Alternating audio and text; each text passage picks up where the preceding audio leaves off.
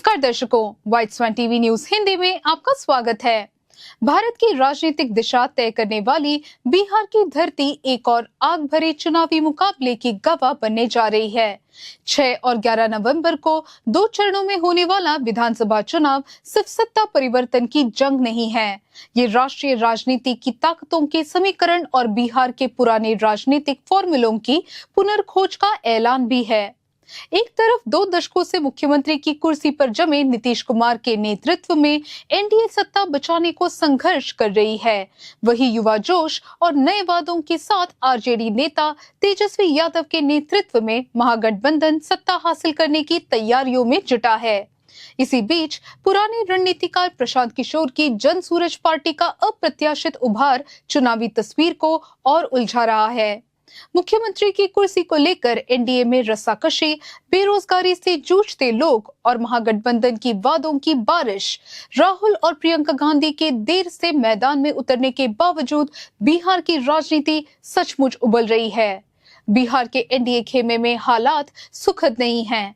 बाहर से एकता का चेहरा दिखाने की कोशिश के बीच मुख्यमंत्री पद को लेकर संघर्ष गहराता जा रहा है। खुद को बिहार राजनीति का चाणक्य कहने वाले नीतीश कुमार आज भाजपा के लिए सिरदर्द बन गए हैं। भाजपा के एक वर्ग का मानना है कि नीतीश की लोकप्रियता में भारी गिरावट आई है और सत्ता विरोधी भावना प्रबल है। फिर भी भाजपा उन्हें पूरी तरह अलग करने का जोखिम नहीं उठा सकती, क्योंकि Kurmi Koeri vote bank NDA की जीत के लिए अहम है। यही संकट भाजपा को 2 धारी तलवार के सामने खड़ा कर देता है। इन असमंजस भरे हालातों में नीतीश कुमार ने पार्टी में शुद्धिकरण अभियान शुरू किया है और पूर्व मंत्रियों समेत 11 नेताओं को जेडीयू से निष्कासित किया है। नीतीश दावा करते हैं कि कभी बिहारी शब्द अपमान का प्रतीक था, लेकिन अब ये गर्व का कारण है। विपक्ष हालांकि आंकड़ों के साथ इसे चुनौती देता है। पिछले चुनाव में मामूली अंतर से सत्ता गंवाने वाले तेजस्वी अब और ज्यादा ताकत के साथ मैदान में हैं। युवा और बेरोजगारों की उम्मीद के रूप में तेजस्वी एनडीए सरकार की नाकामियों को गिनते हुए प्रचार में जुटे हैं। आज जारी होने वाला महागठबंधन का घोषणा पत्र सामाजिक न्याय के वादों पर केंद्रित रहेगा।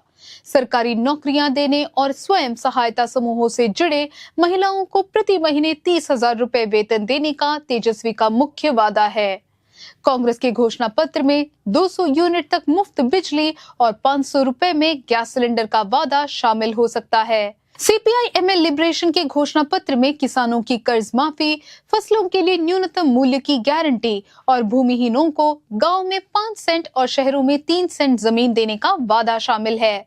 तेजस्वी यादव ने अल्पसंख्यक वोटों को साधते हुए कहा कि वे विवादित वक्फ संशोधन कानून को खत्म कर देंगे।